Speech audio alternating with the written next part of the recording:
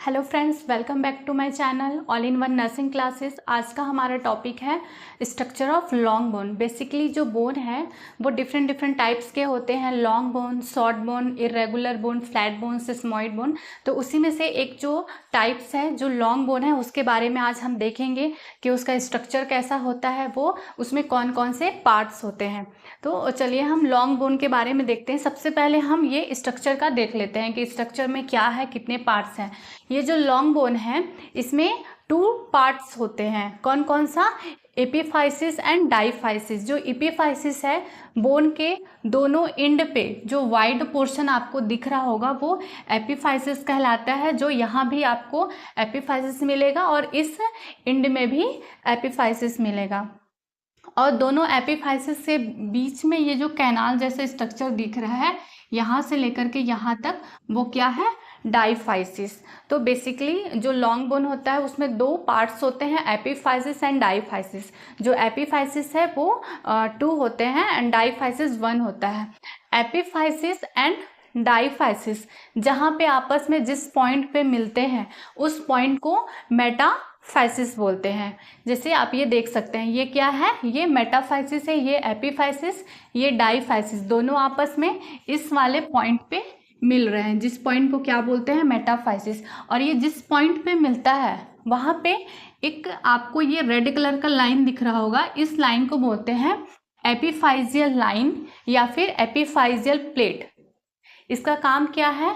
ये growth and repair के लिए हेल्प करता है। बोन में जो ग्रोथ होता है, जो रिपेयरमेंट होता है, जो रीमॉडलिंग होता है, उसमें जो बोन है वो टूटते हैं, बनते हैं, मतलब रीमॉडलिंग होते रहते हैं। उसमें रिपेयरमेंट का जो प्रोसेस है वो होता रहता है। तो वो इस मेटाफाइसिस प्लेट से ही या सॉरी ये जो एपिफाइजल प्लेट है या फिर एपिफाइजल लाइन है जो आपको यहाँ पे दिख रहा है, एपिफाइसिस एंड डाइफाइसिस का जो पॉइंट होता है जहाँ पे ये आपस में मिलते हैं उसको मेटाफाइसिस बोलते हैं। और मेटाफाइसिस के पास ये एपिफाइजियल लाइन होता है जो कि ग्रोथ वहाँ पे होता है। ये आपको यहाँ भी मिलेगा, इस एंड पे भी मिलेगा और इस एंड पे भी मिलेगा। यहाँ पे भी क्या है? डाइफाइसिस एपिफाइसिस आपस में मिल रहे हैं, इस पॉइंट को मेटाफाइसिस बोलेंगे। यहाँ पे भी आपको इस टाइप से एक लाइनिंग दिखेगा जिसको एपिफाइजियल लाइनिंग बोलते हैं, जो ग्रोथ के लिए हेल्प करता है। नेक्स्ट अब हम ये देखते हैं, ये जो एपिफाइसिस है, एपिफाइसिस के सेंटर पे स्पॉन्जी बोन प्रेजेंट होता है। ये क्या है? स्पॉन्जी बोन है। और जो स्पॉन्जी बोन होता है वो कंटेन करता है रेड बोन मैरो। मतलब स्पॉन्जी बोन में आपको रेड बोन मैरो मिलेगा। और सेंटर पे ये जो डाइफाइसिस आपको दिख रहा है, डाइफाइसिस पे एक मेड्यूलरी कैनाल मतलब एक ट्यूब लाइक स्ट्रक्चर मिलेगा। ये अंदर से खोखला होता है। ये जैसे आपको ये जो दिख रहा होगा, ये ट्यूब लाइक स्ट्रक्चर, ये अंदर से खोखला होता है और इसी कैनाल को बोलते हैं मेड्यूलरी कैनाल। इस कैनाल में क्या भरा होता है? येलो बोन मैरो प्रेजेंट होते हैं। तो ये है। अब नेक्स्ट क्या है? ये जो मेड्यूलरी कैनाल है इसका जस्ट इनर लाइनिंग है ना, इसका जो इनर लाइनिंग है वो किस चीज का बना होता है? एंडोस्टियम उसको बोलेंगे। और ये जो डाइफाइसिस आपको दिख रहा है, डाइफाइसिस ये जो है, डाइफाइसिस का ये जो वॉल होता है ना, डाइफाइसिस का जो वॉल है वो किससे बना होता है? वो होता है कॉम्पैक्ट बोन से मिलके बना होता है। 2 चीज़ इसमें आपको ध्यान देना है कि ये जो मेड्यूलरी कैनाल है या फिर मेड्यूलरी जो ट्यूब है उसका जो इनर लेयर होता है वो बना होता है एंडोस्टियम से। और ये जो डाइफाइसिस है, डाइफाइसिस का जो वॉल होता है, बाहरी का जो वॉल होता है वो एंडोस्टियम से मिलके बना होता है। ठीक। अब क्या है? बोन चारों साइड से एक फाइब्रस मेम्ब्रेन से कवर होता है। उस मेम्ब्रेन को क्या बोलते हैं? पेरियोस्टियम बोलते हैं। बोन के सबसे बाहरी जो लेयर होता है जो कि फाइब्रस टिश्यू का होता है, जिसके वजह से स्लाइटली फ्लेक्सिबिलिटी बोन में प्रेजेंट होता है, इसी पेरियोस्टियम के वजह से होता है, क्योंकि जो पेरियोस्टियम होता है वो फाइब्रस टिश्यू का बना होता है।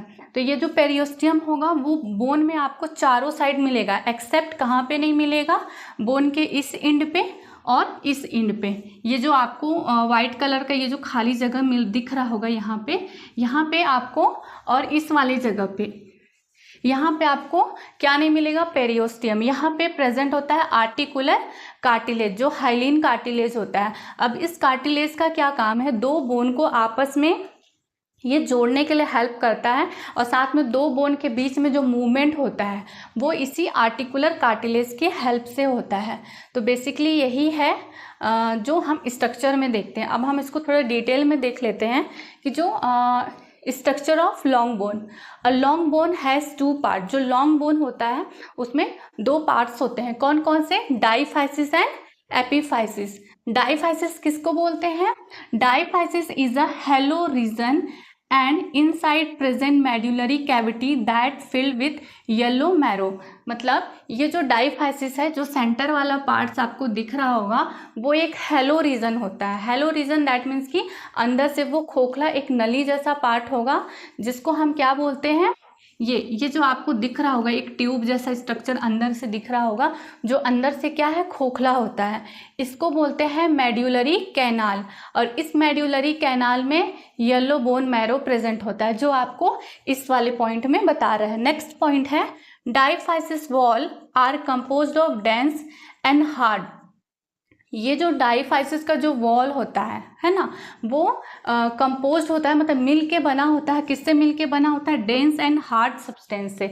और उस सब्सटेंस को बोलते हैं कॉम्पैक्ट बोन। मतलब बोन में जो हार्डनेस प्रेजेंट होता है वो कॉम्पैक्ट बोन की वजह से होता है।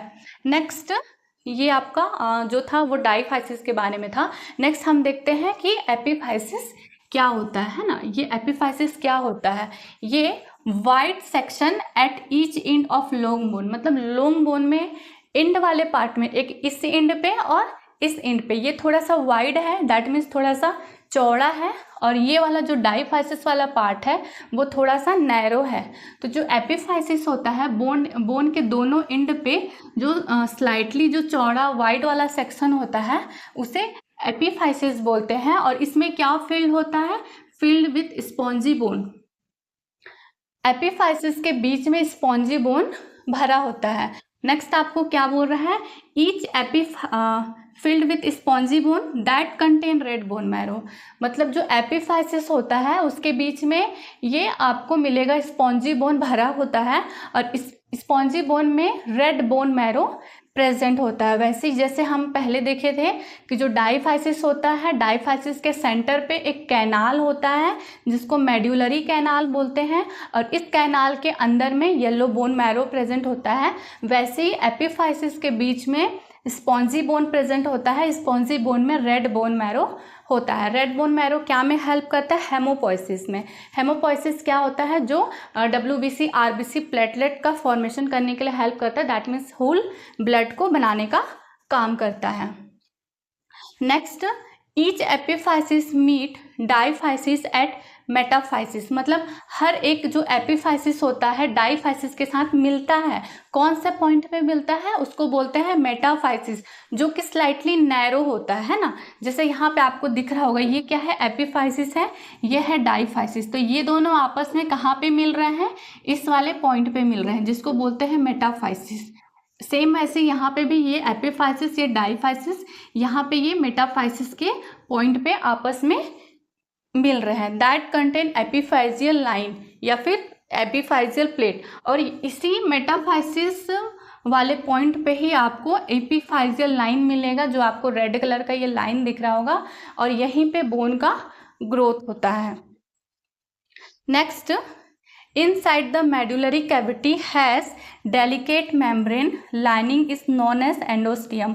मतलब ये जो मेड्यूलरी कैविटी आपको दिख रहा है, जो डाईफाइसिस के सेंटर पे होता है, इसका जो इनर लाइनिंग होता है, मेड्यूलरी का जो इनर लाइनिंग होता है, वो एक डेलिकेट मेम्ब्रेन से मिलके बना होता है, जिसे क्या बोलते हैं, जिसे हम एंडोस्टियम बोलते हैं, है ना। जहाँ पे बोन ग्रोथ, रिपेयर, रिमॉडलिंग का वर्क होता है। नेक्स्ट है, outer surface of bone is covered with fibrous membrane. जो मैं आपको पहले बता चुकी हूँ कि जो बोन का जो आउटर सरफेस होता है ना, जो सराउंडिंग होता है, वो फाइब्रस मेम्ब्रेन से मिलके बना होता है, जिसको हम लोग क्या बोलते हैं, पेरियोस्टियम बोलते हैं, है ना। और इसी फाइब्रस मेम्ब्रेन के वजह से ही बोन में स्लाइटली मूवमेंट प्रेजेंट होता है।